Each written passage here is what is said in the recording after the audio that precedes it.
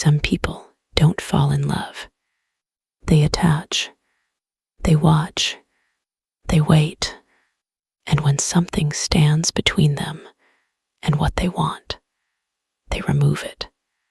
Tonight's story follows Claire, a woman who believes she's surrounded by people who love her, her boyfriend, and her best friend, Luke. But when obsession hides behind loyalty and protection turns into possession, the most dangerous person in your life might be the one who's always been closest. Welcome back to Whispers in the Dark. Turn off the lights, put your headphones on, and remember, some monsters don't hide in the dark. They smile at you. Claire always said Luke was the safest person in the world. When they were 13, he walked her home from school because a man in a white van had slowed beside the curb and asked her if she wanted a lift. Luke had stood between her and the open passenger door like a small, furious guard dog, and the van had rolled away. When they were 17, a drunk boy at a party grabbed her wrist hard enough to hurt. Luke had appeared like a shadow and peeled the boy's fingers away one by one, smiling politely while his eyes stayed cold. When they were 21, when she cried in the bathroom at a bar after a breakup, Luke sat on the cracked tile outside the stall and said, in a voice so calm it felt like a blanket, "I'm here. I always will be." Luke had always been there. It wasn't until Claire met Adam that she started to understand the shape of Luke's. There, Adam was warm, not loud, not showy, just steady. The kind of man who remembered small things and never used them as currency. He learned Claire's coffee order on the second date. He noticed she flinched at sudden noises and started warning her before he switched on the blender. He didn't talk over her. He didn't try to be her hero. He loved her like she was not a problem to solve. And Luke looked at Adam like he was a stain. It was subtle at first. A pause before Luke said Adam's name. A thin smile. A joke that landed like a jab. "Wow," Luke said once, when Adam put his arm around Claire's shoulders on a sofa. "Didn't know you were into the clingy type." Adam blinked, confused. Claire laughed too hard, too fast, the way people do when they want to smooth a moment flat, and pretend it never rose up sharp. After that, Luke's presence changed. He still texted her good morning. He still sent her memes. He still appeared when she needed help moving furniture or a ride to the airport. But there was a new undercurrent in everything he did, as if he was waiting, as if he was measuring how long Adam would last. Claire tried to ignore it, because ignoring things had always been her first talent. She told herself Luke was just protective. She told herself some friends didn't like seeing you in a relationship because it changed the time you spent with them. She told herself Luke had been her best friend for nearly a decade. And best friends didn't become something else overnight. Then came the little coincidences. Luke started being there when Adam was. If Adam was working late, Luke would text, "You hungry? I'm near you." If Adam went away for the weekend, Luke would show up at Claire's apartment with groceries and a bottle of wine, grinning like he'd been invited. Once, Claire mentioned in passing that she and Adam planned to go to a candlelit Halloween event at an old manor outside town. The next day, Luke sent her a photo of the manor's driveway, taken from inside a car. The caption read, "Creepy place. Thought you'd like it." When she asked why he was there, Luke replied, "Just driving."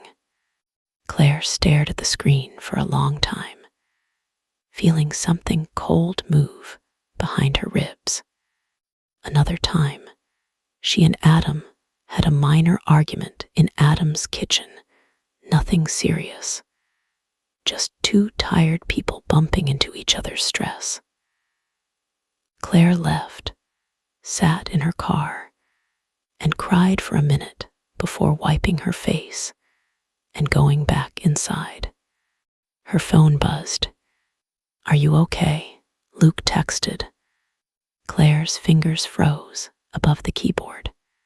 "Yeah, why?" A minute later, "Just a feeling. Just a feeling."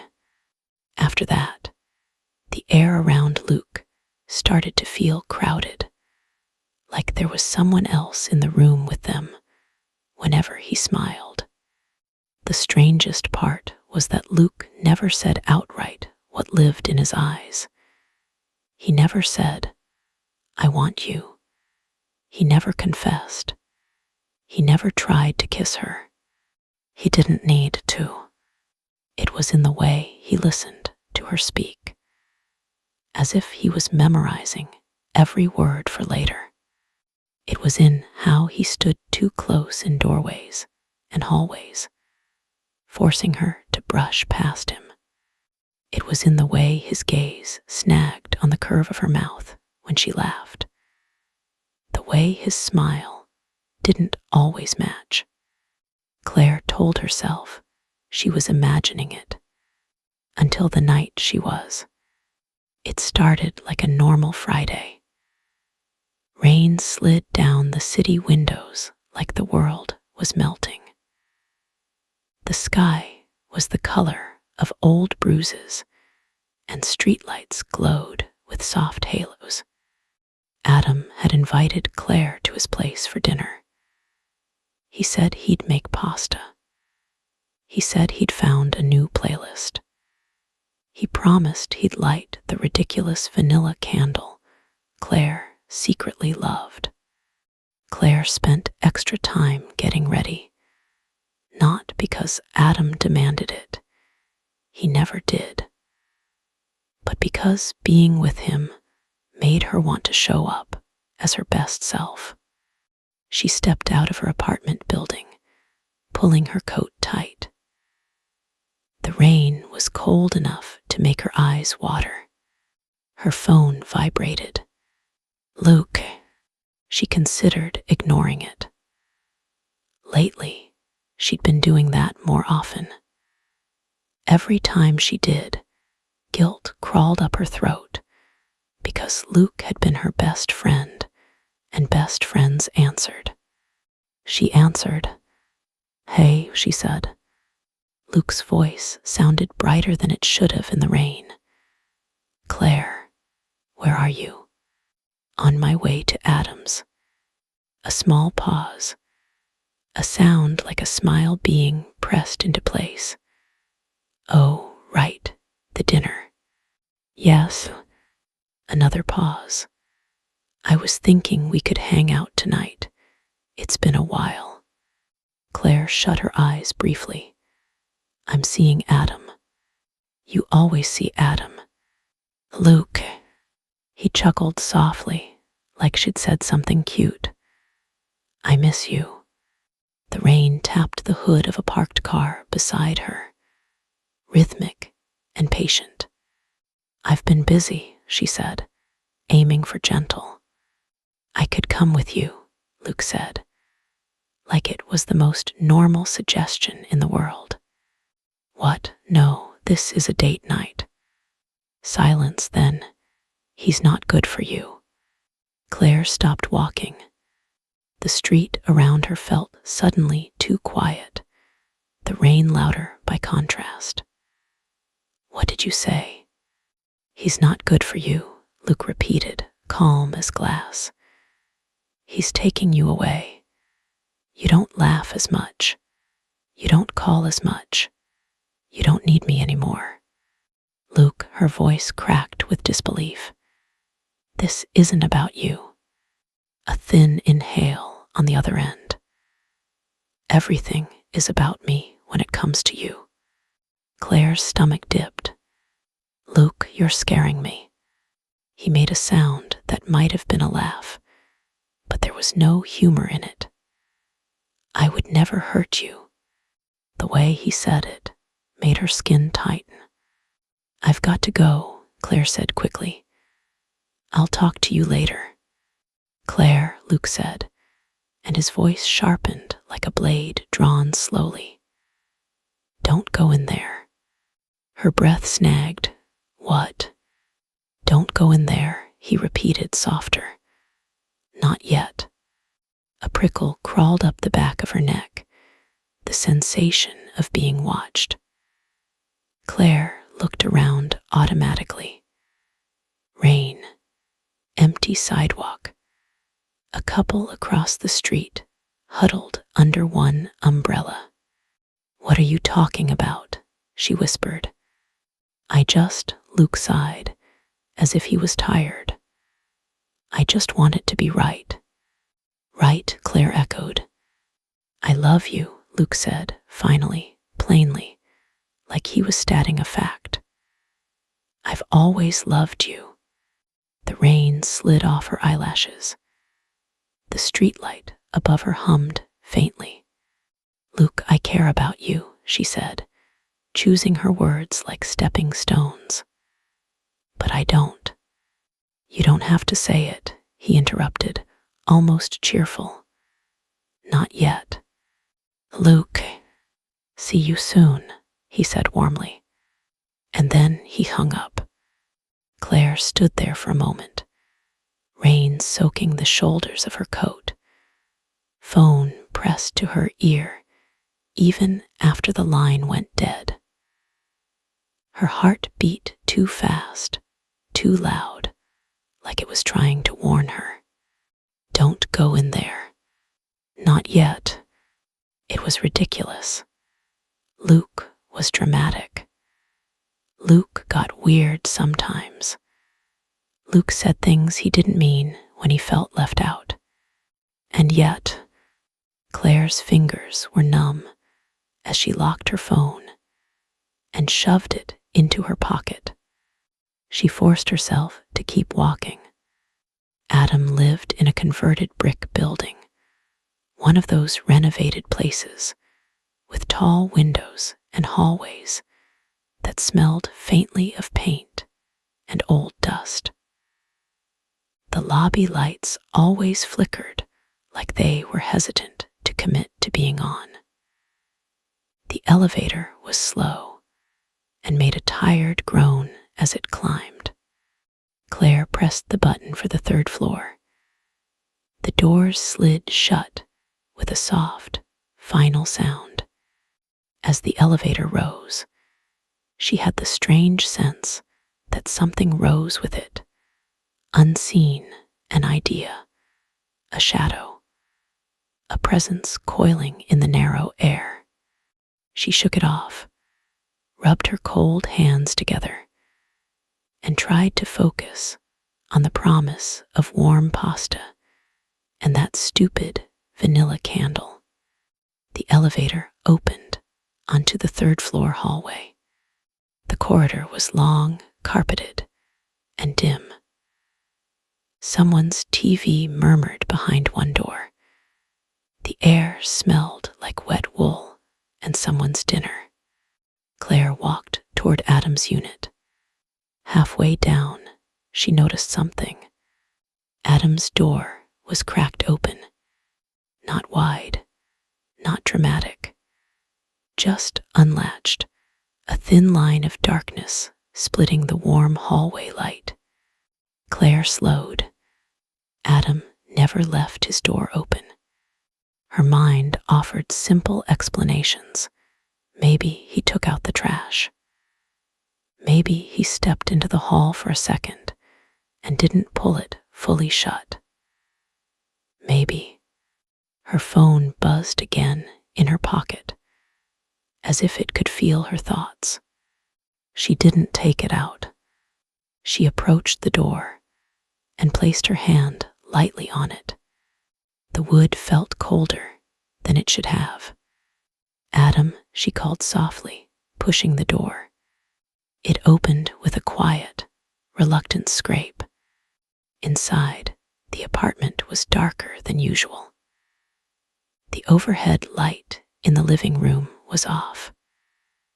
The only glow came from the kitchen, a warm yellow spill that should have felt inviting. It didn't. It felt like a stage light. Claire stepped in, careful, her shoes silent on the hardwood. Adam, she called again.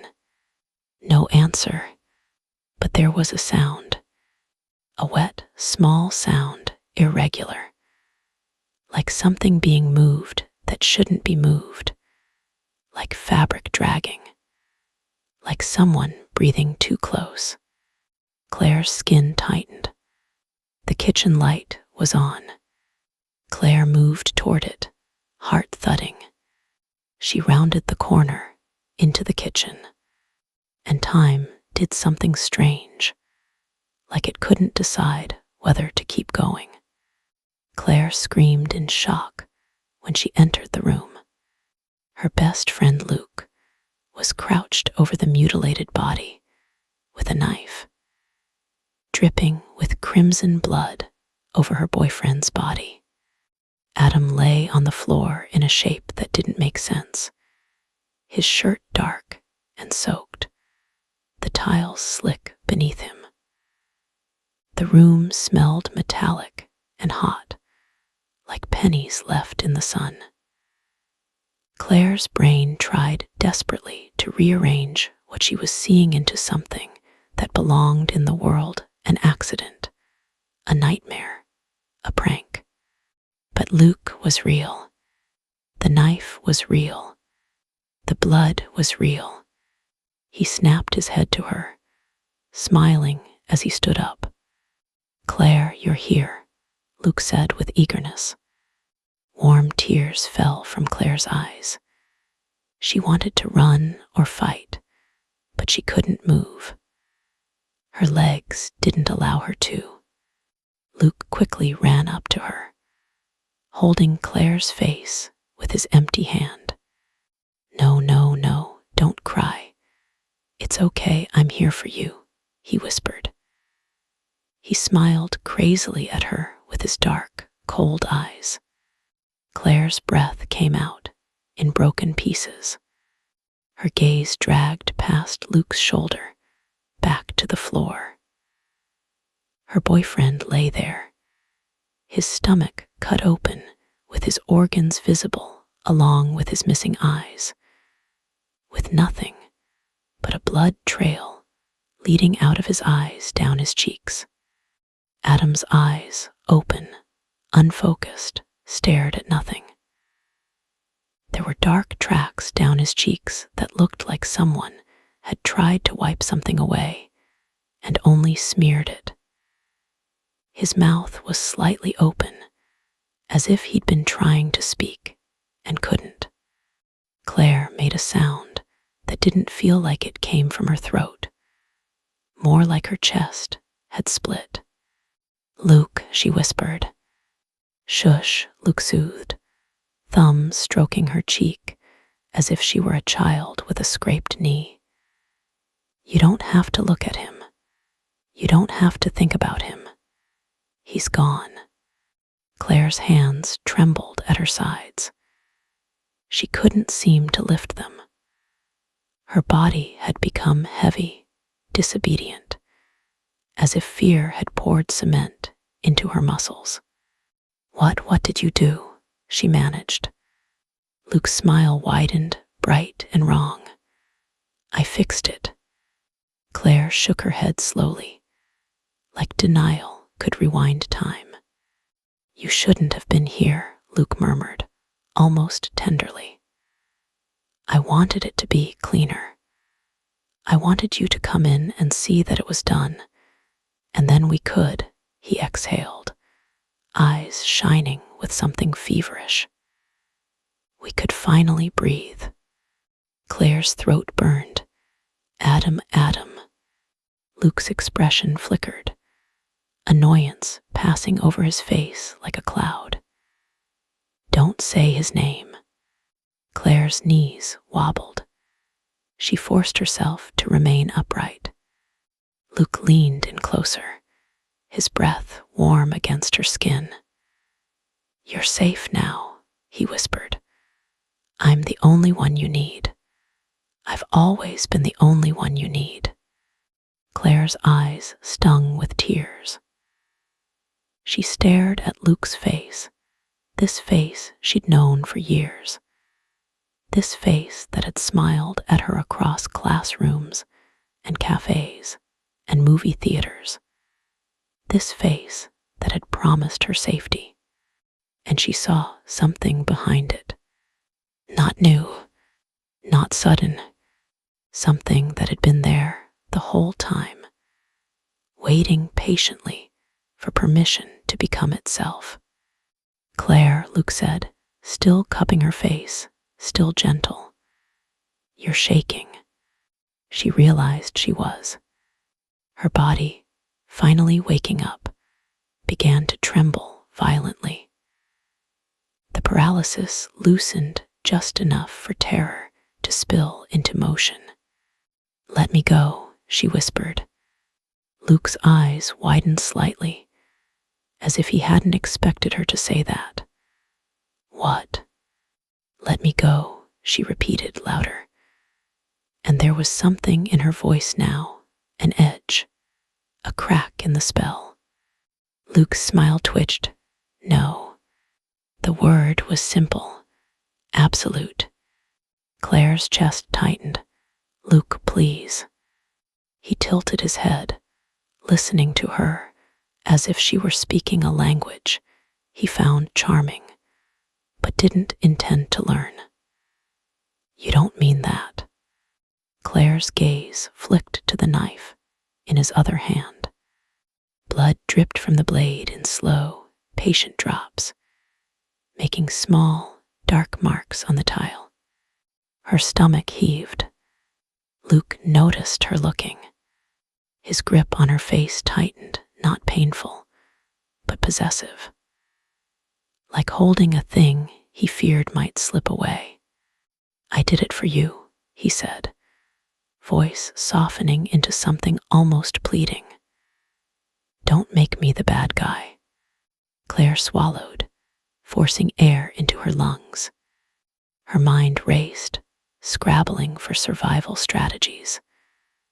Don't scream, screaming makes things worse. Don't argue, argument makes him feel challenged.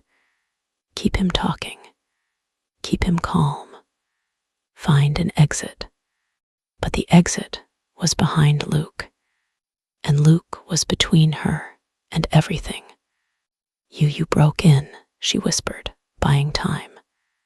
Luke shrugged lightly, as if this were a minor detail. I have your spare key. Claire's heart dropped.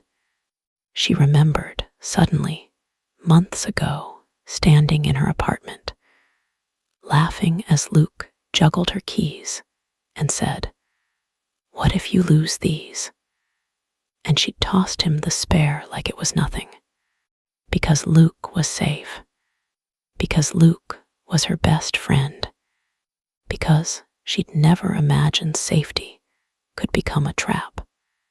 You gave it to me, Luke continued, almost proudly. You trust me.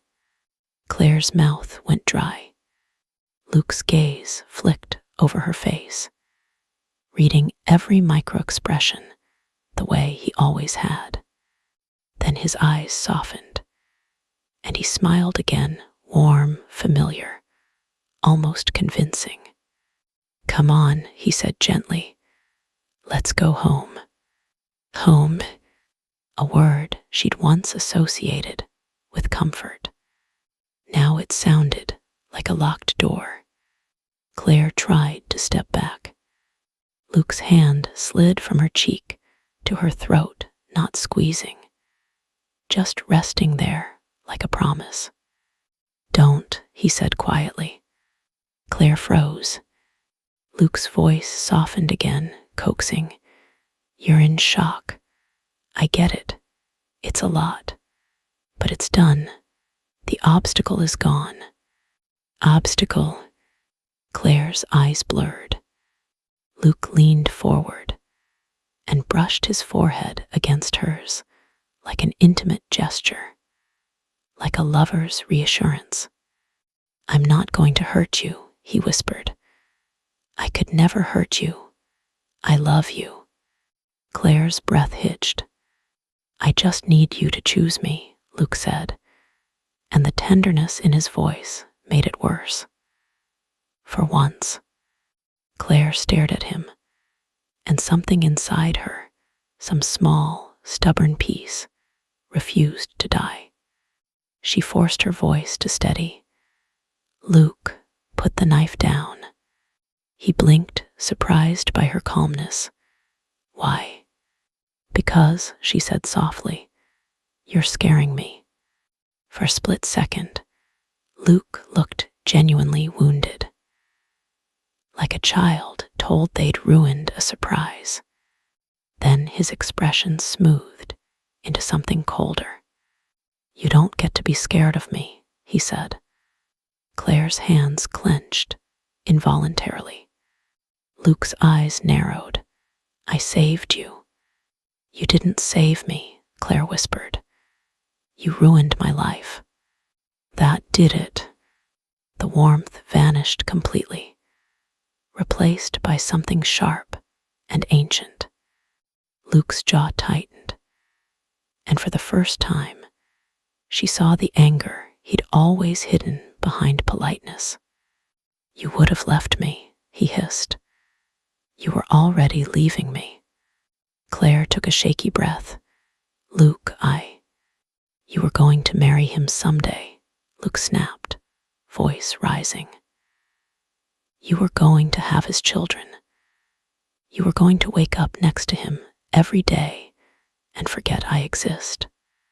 Claire's eyes widened because he said it with certainty, like he'd watched it happen already. "Luke," she whispered, "how do you know?" His smile returned, slow and unsettling. "Because I know you better than you know yourself." Claire's throat constricted. Luke's voice dropped again, intimate. "I know what you'll do before you do it." And in that moment, Claire realized something that made her blood run cold.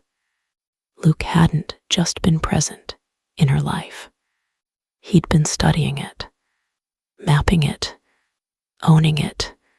Her gaze flicked to the counter. A block of knives.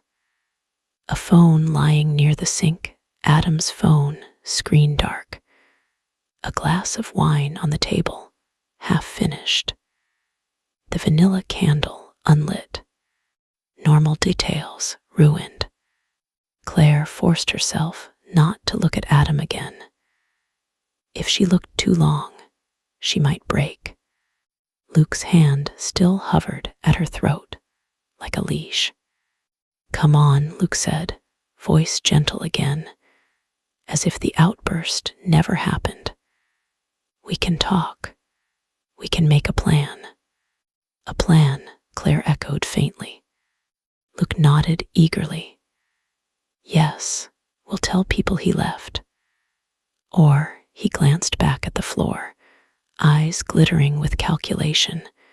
"We'll tell them someone broke in. We'll do it together. You'll say you found him like this. You'll cry. People will comfort you. I'll be there. I'll hold you. I'll take care of everything." Claire's stomach turned. He had thought of this. He had built a future on top of a corpse. Luke squeezed her cheek, affectionate. It'll be okay. Claire's mind screamed, lie, agree, survive. So she nodded. Luke brightened instantly, like a dog given a treat. See, I knew you, understand. Claire forced her lips to move. I need air. Luke's eyes narrowed slightly. Why? I can't breathe, she said, and let her voice tremble. I'm going to faint. Please, just a second. Luke watched her closely. Then he smiled. Okay, but stay close. He stepped aside, just enough for her to shuffle toward the living room, toward the open space, toward the hallway. Claire moved slowly, deliberately, keeping her body loose and compliant. The apartment felt like it had shrunk around them.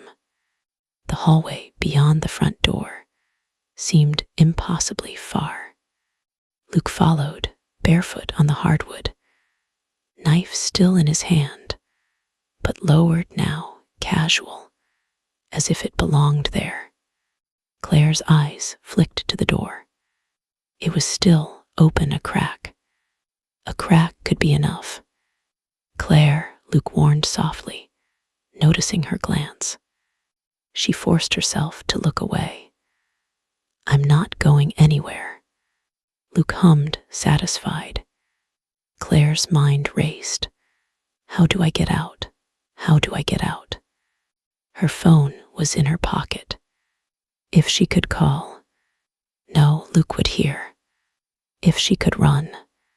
He was too close. If she could distract him. Claire's gaze snagged on the living room window. Rain streaked the glass. Outside, the city moved, unaware. People living, people laughing, people safe.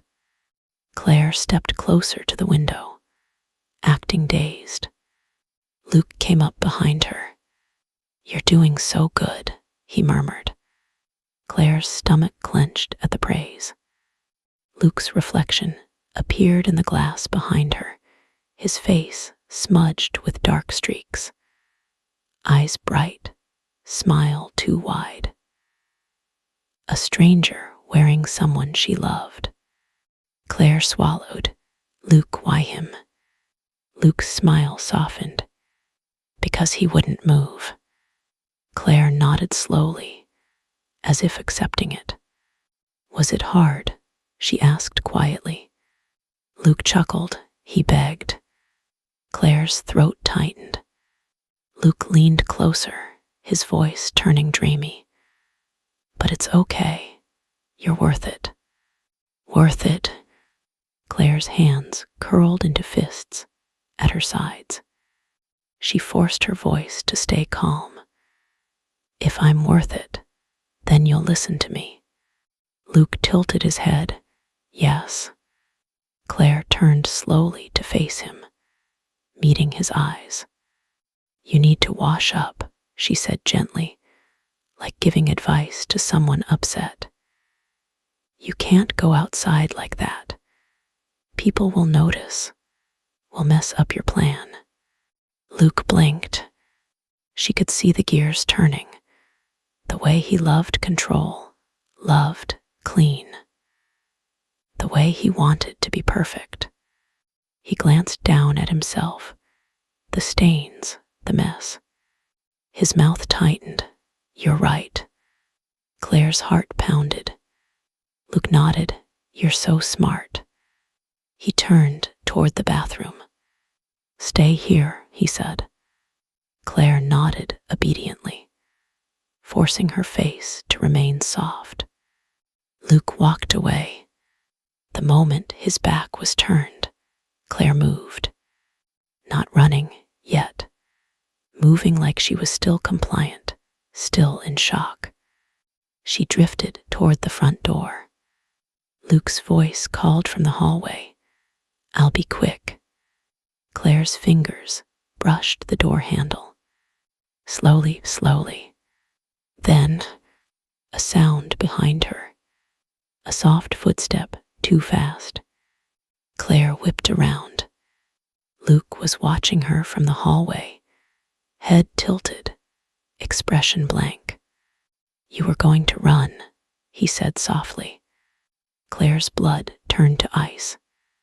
No, she lied, voice shaking. I was just... Luke walked toward her. No, he repeated, calm. You were going to leave me. Claire backed up instinctively until her spine hit the wall. Luke stopped a few feet away. His face looked sad. You don't understand, he whispered. I can't lose you. Claire swallowed hard. Luke, please.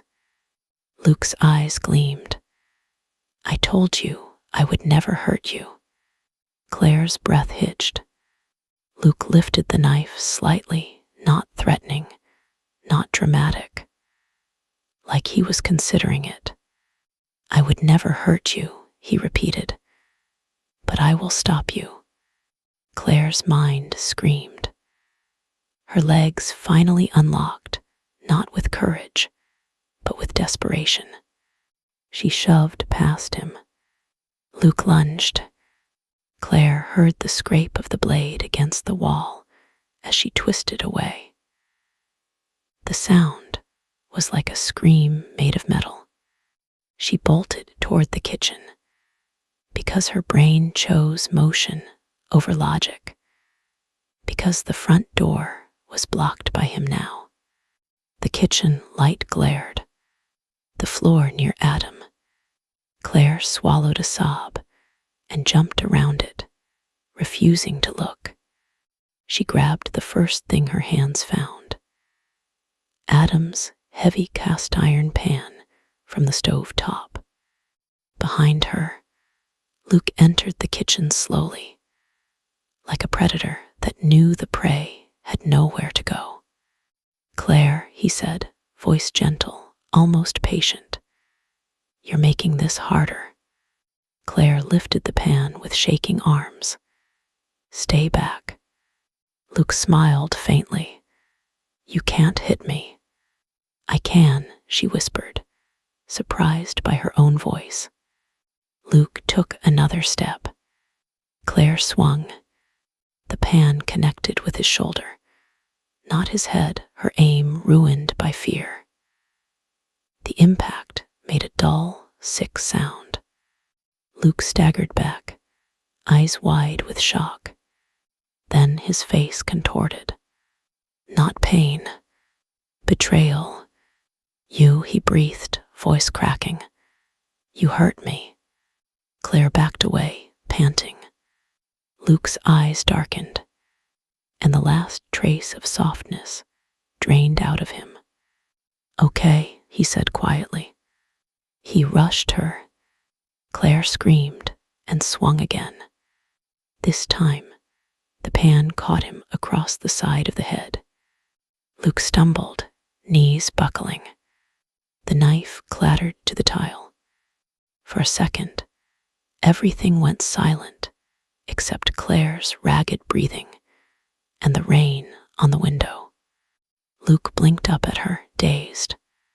Claire's hands shook so hard, she almost dropped the pan. And then Luke smiled. Even like that, wounded, swaying, he smiled. You're beautiful when you fight, he whispered. Claire's stomach turned. She didn't wait. She sprinted, past the kitchen, past the living room, toward the front door. Her fingers hit the handle.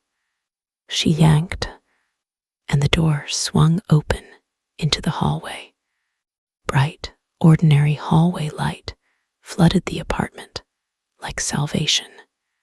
Claire ran out, bare feet slapping the carpet because she'd kicked her shoes off somewhere in the chaos. She ran toward the elevator. Behind her, a soft laugh echoed from the apartment. "Claire," Luke called, voice sweet. "You can run." Claire slammed the elevator button repeatedly, trembling. The elevator dinged from somewhere below. Slow, indifferent. Footsteps sounded behind her. Not running, walking, unhurried, as if he knew he had time. Claire turned her head just enough to see. Luke stood in Adam's doorway, framed by that warm kitchen light like a painting from hell. His hair was messy, his face marked, his expression almost fond. "People don't understand us," he called softly down the hallway. "But I do." Claire's throat burned. She pressed herself against the elevator doors like she could will them open. Luke started walking toward her. "Claire," he said, voice gentle, "come back." The elevator dinged again, closer. Claire's heart hammered. Luke kept coming, knife gone now, but his hands still stained, his eyes still bright with certainty. "You know," Luke said conversationally, "I've rehearsed this." Claire's skin prickled. "I've thought about every version," he continued. "Every outcome, every road you could take." He smiled. "I always end up with you." The elevator finally arrived with a tired chime. The doors opened. Claire leapt inside and slapped the close button. Then the one button. Then close again, as if violence could be undone by urgency. Luke reached the elevator just as the doors started to slide shut. He thrust his hand forward, and the doors caught his fingers. The elevator beeped angrily. Claire screamed and hit close again, over and over, tears pouring down her face. Luke's face pressed into the narrowing gap, his eyes wide, his voice still calm. "Claire," he whispered, urgent now. "Don't." Claire sobbed, "Please, please." Luke smiled, soft and heartbreakingly familiar. "I love you." Then he shoved harder. The doors jerked, struggling. Claire, shaking, raised the pan again and swung through the gap. It struck Luke's hand. He hissed and yanked back. The doors slid, shut completely. The elevator dropped. Claire collapsed against the wall, sliding down, shaking so hard her teeth clicked. Her ears rang. Her stomach churned. Her mind kept replaying the kitchen light, the knife, the blood, the sound of Luke saying her name like a promise. When the elevator reached the lobby, the doors opened to bright, indifferent normality. A man in a suit stepped in, glanced at her, and frowned. "Miss, are you okay?" Claire couldn't speak. She stumbled out into the lobby, shaking her head, trying to push words past her throat. "Call," she managed. "Call the police." The man's face changed instantly. "What? Why?" Claire's eyes flicked to the elevator doors behind her, as if Luke might step out smiling. She whispered. "He's upstairs." The man reached for his phone. Claire backed toward the building's glass entrance, rain visible beyond. She forced herself outside. The cold air hit her like a slap. She stood under the awning, shaking, staring at the building. Windows stared back, dark squares. Somewhere up there was Adam's apartment. Somewhere up there was Luke. Her phone buzzed in her pocket. Claire froze. Slowly, like touching a bruise, she pulled it out. A text from Luke. "I told you not to go in there." Another buzz. Another text. "You're in shock. I forgive you." Claire's vision blurred. Another buzz. "Come back, Claire. We can still make it right." Her hands trembled so hard, she almost dropped the phone. She looked up at the building again, and in one of the third-floor windows, a figure stood, a silhouette, still, watching. Claire's breath caught. The figure raised a hand. Not a wave, not friendly, more like a claim. "Like mine."